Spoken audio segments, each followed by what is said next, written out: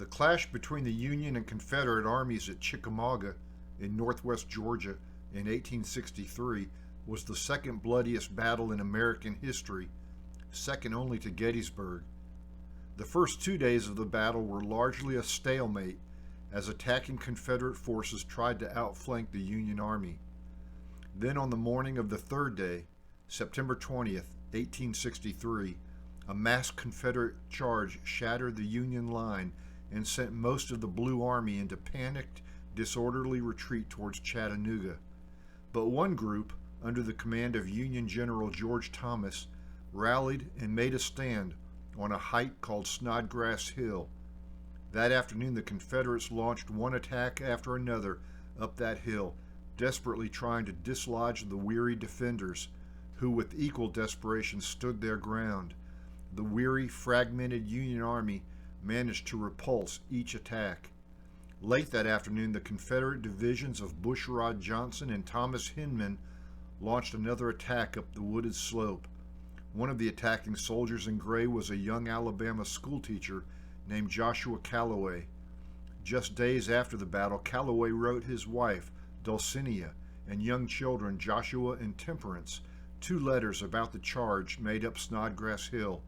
We took his words, and Georgia Backroads magazine editor Dan Roper wrote this poem, which consists entirely of quotes and a few paraphrases from Calloway's letters.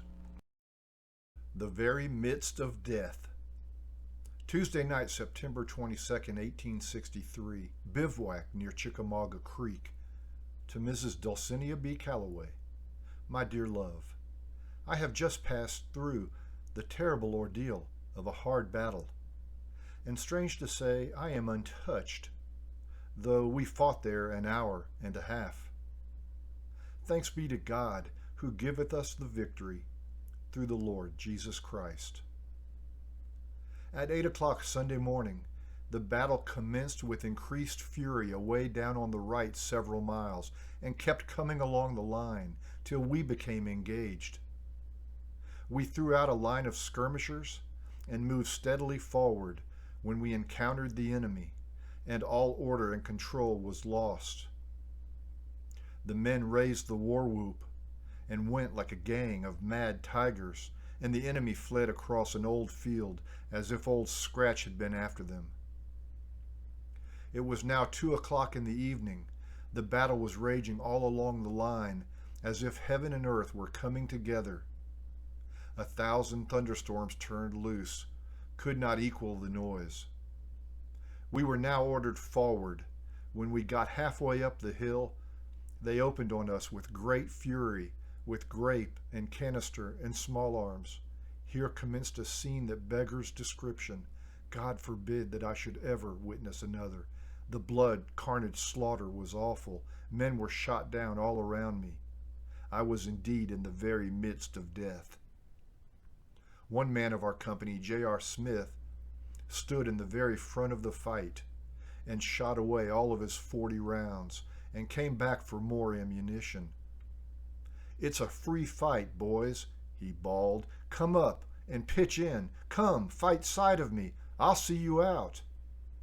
The Yankees gave way about dark and fled in every direction. We moved to the top of the hill and slept on the battlefield, Napoleon's sign of victory. But the sleep of a victorious army on a field of war is not very sweet when we are haunted all night long with the groans and cries of the wounded dying. I have now seen and experienced the horrors of war, its spoils and glories. May God deliver us from so awful a scourge and calamity. Now, my dear, it will perhaps surprise you that in the midst of this terrible slaughter, knowing my wife was praying for me, I felt perfectly calm and secure. I am very well, thank God. My love to all, 1,000 kisses for you and the children. Your loving and affectionate Josh. 2 months after Chickamauga, the Union Army at Chattanooga attacked and threw back the Confederates from their defenses on Lookout Mountain and Missionary Ridge. During the fighting, a mini bullet pierced Calloway's abdomen.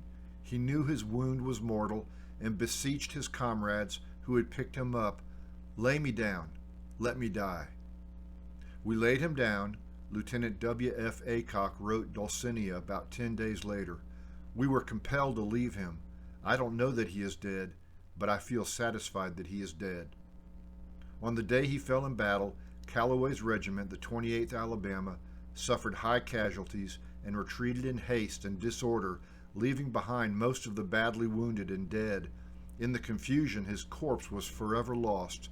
His brigade commander, General Arthur Manigault, noted that the remains of one officer were rudely interred by the victorious Yankees. Amongst the dead left by us on the field, all traces of him lost to his family and friends. The same happened to the remains of Joshua Calloway. Calloway died 160 years ago this November 25th. Today, a visitor to Missionary Ridge can stand at a historic marker indicating the position of Manigault's brigade during that battle. The visitor might wonder exactly where Joshua Calloway fell. The whereabouts of his remains are unknown, but there can be little doubt that his final thoughts were of his dearest wife Dulcinea and their children. Today, Calloway's letters are at the University of Texas in Austin. Thank you for watching. We hope you enjoyed this account of Joshua Calloway's part in the battles of Chickamauga and Missionary Ridge.